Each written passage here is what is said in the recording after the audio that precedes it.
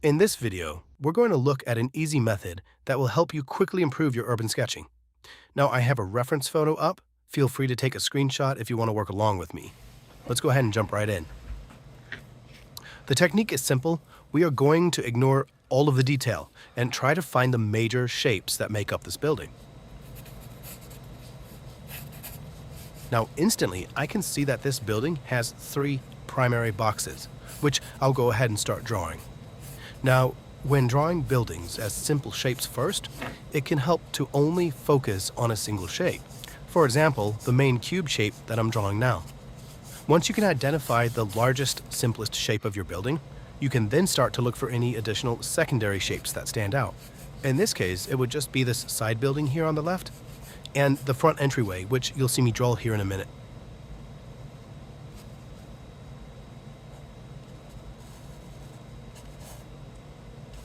The goal should be to draw out the bounding boxes around these shapes that you see. It's the shape that your object or the section of your building is going to live within. At this point, I'm trying to ignore any detail and only focus on those primitive shapes.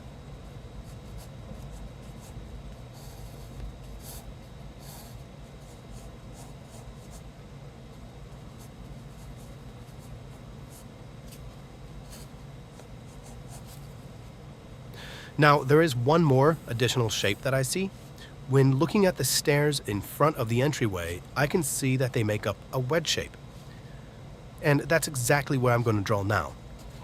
Again, I'm training my eyes to only look for primitive shapes. That could be boxes or wedges that I just drew, or even cylinders or cones or spheres.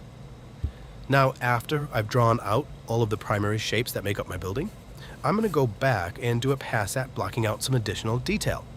In this case, I will be focusing on the shapes that live on the faces of my building. I have already drawn out one window on the side, but now I'm going to add another window above the entryway. Again, I want to reiterate that I'm looking at the detail in terms of simple shapes, so I'll be drawing this out as a series of skewed boxes. Now, just a quick note, I was a little heavy-handed drawing out the wedge shape that made up the stairs, and all of those pencil lines are obscuring the shape's true line. When I move over to the pen, this is going to make it very hard for me to rely on the pencil sketch. So what you saw was me erase those lines so I could redraw it really quickly. This is just going to help tighten up that shape a little better. Okay, at this point, I'm ready to move on to my pen.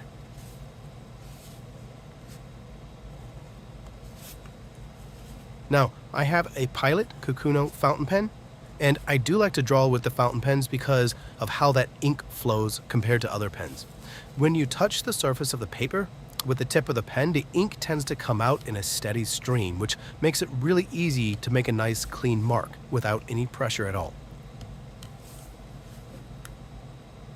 Now, this can also mean that fountain pens are a little tricky to work with, as if you keep your pen in one spot too long, that ink will bleed onto your paper, since it just keeps flowing from the tip.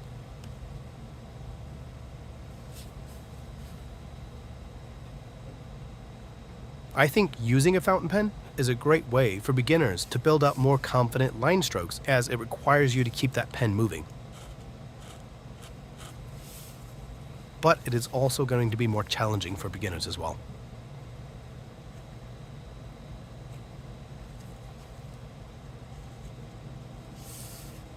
Okay, so the main goal of this stage of my drawing is simply to go over my line work with my pen.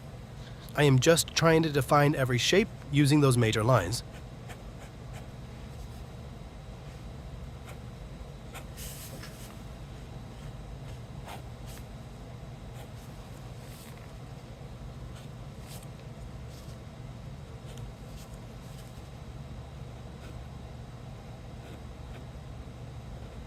Now, I do want to mention that when I have the opportunity, I will start to add a little bit of detail, such as an enhanced roof line or the fence on top of the side building. This tends to be a different process that I normally follow, as I normally hold off on this level of detail until toward the end of my sketch. However, since I have a pencil sketch down, all of the positioning and the relationships between the elements have already been established, so it's easy for me to jump in and add some extra detail without running the risk of messing up my proportions. If I was to draw this without a pencil sketch, which I do a lot of that in my other videos, I would instruct you to start large with your dominant shapes first, and then start adding your secondary shapes followed by your details and textures, working from outward to inward. However, as you can see with this building, I'm sneaking in that detail a little early since I have that flexibility.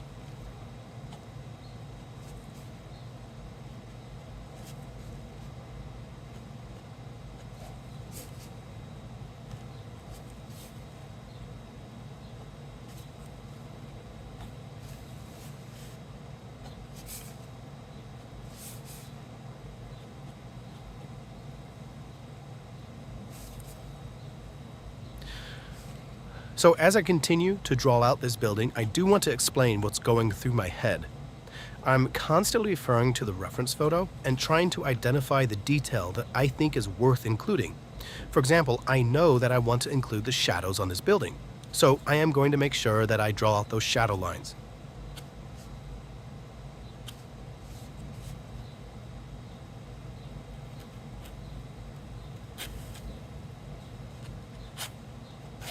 I also know that I'm missing some windows, so I am going to take some time to try to block out where the remaining windows will go.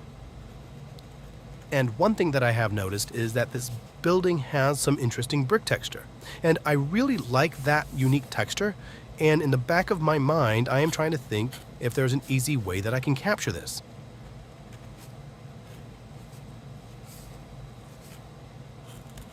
Now, a major part of my journey of getting better is experimentation. And that is to say that I've already experimented with a lot of different ways in which I can approach capturing brick texture. And I have an idea of which approaches may or may not work for this building. Now, with that being said, these are the exact types of sketches where you should try your own experiments on, so that you know what does and does not work. Now, as I mentioned, there are multiple ways at which I could imply texture with my line work. However, the method that I'm going to use to add texture to this building will actually come from the coloring stage. So, for now, I'm just going to touch up the rest of my line work, and in this case, I'll be adding several hatch lines to imply those shadows.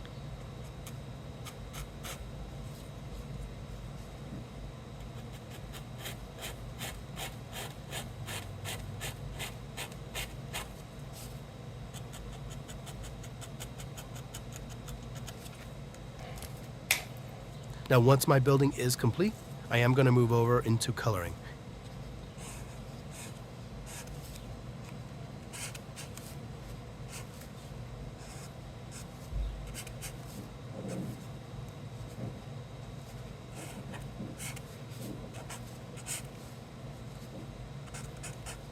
And for these buildings, I have been approaching coloring in a very simple but effective way. I'm going to start with a base color, and I'm going to apply that to my entire building.